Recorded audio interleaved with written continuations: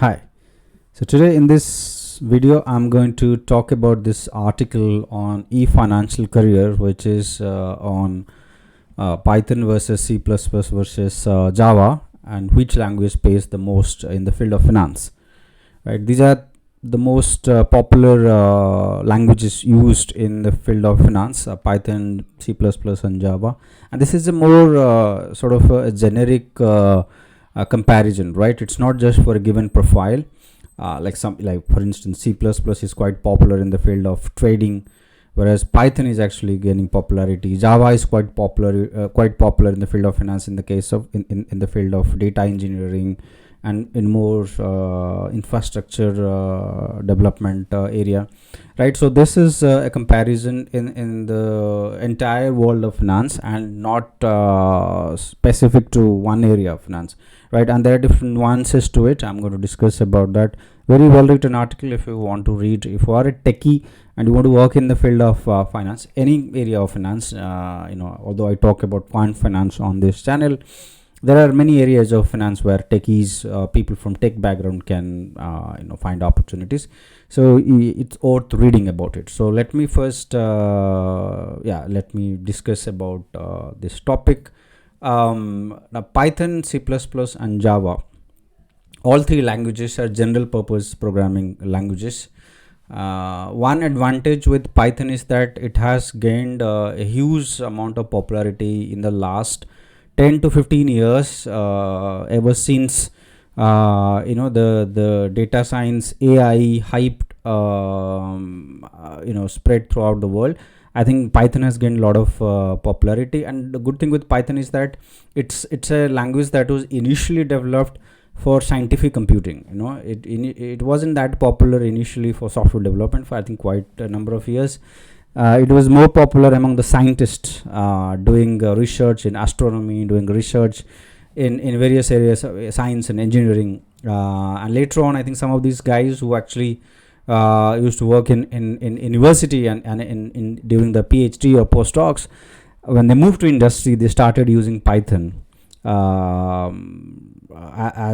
one of the languages for computing, right? It's more for scientific computing or mathematical programming, right? Not developing softwares, although you could always do that.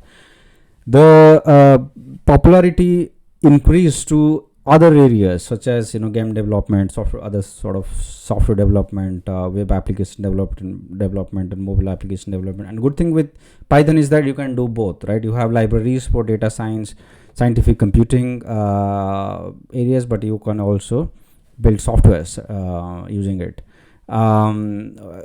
In fact, you also have scientific libraries in C++ and Java. It's just that I think Python is a bit ahead of the other two languages.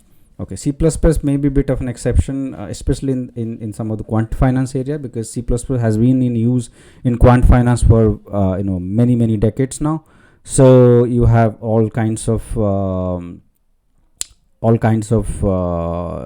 features over there, whereas Java is not that popular in among the quants, but Java is quite popular in the software engineering area. So there you have quite a lot of opportunity. I would also add one more language to it is the C#. I think I have also seen many people using C#, the Microsoft framework, actually, in software development in finance, right? So these are some of these more popular general purpose programming languages in the field of finance, right? So the article starts with a comparison of the comparison of pay in these three languages on eFinancial Career, right? eFinancial Career is a website that is probably the most popular website for job posting in the field of finance. You can find all kinds of jobs across the globe being advertised on this particular web platform. Jobs from risk management to compliance to quant area to front office role. All these roles are advertised. So if you are a job seeker in the field of finance, make sure that you always check out eFinancial Career. You have jobs from all over the world, advertised there in the field of finance. I think it's owned by Wall Street Journal, if I'm not wrong, and they do write interesting articles, right? So based on the the salary offered in different programming languages, they have compiled this story. And what they're saying is that the Python developers make more money than C++ and Java developer, right? That's the conclusion. Although that's not necessarily true for a given department, it's just overall at the overall level. Yes, that may be true, and also the reason why it's actually happening is because more and more teams, the newer teams, are using Python over C++. Although let me tell you, in the field of finance, there is still a big debate about Python. A lot of the really good programmers, they don't like Python because there is a perception that it's slow and on a relative sense, and it's not as good as, let's say, C++, and you can never replace C++ in the field of scientific computing areas. But that's is a subject to dispute even. I think more I use Python, I'm more impressed with it, and I think it is reasonably fast, although in some areas I would say C++ performs better, right?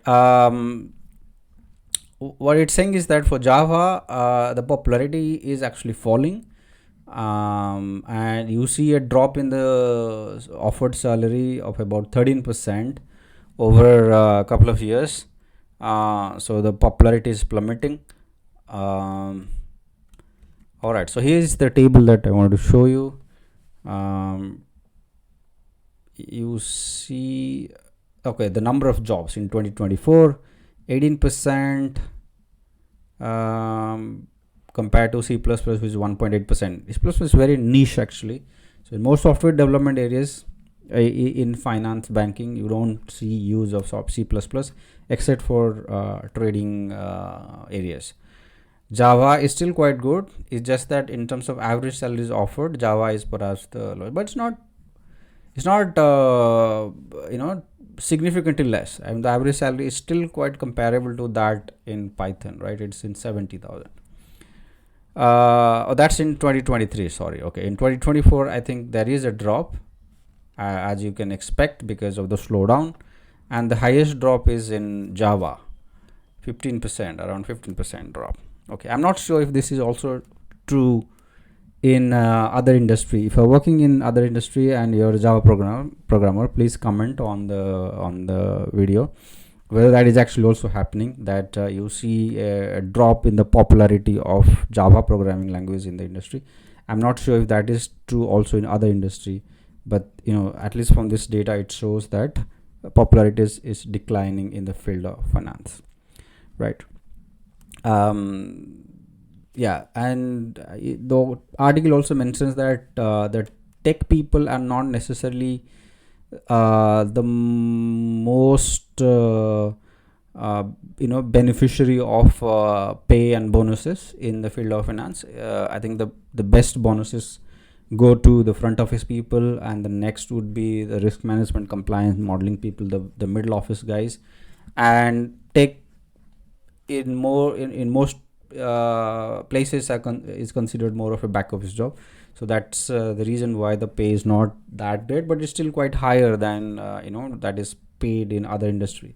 So average is about 150k in 2023, which is significantly higher than even the average pay in other industries. So this is one thing to note, except the big tech, which is an exception, but not everybody can work in big tech, right?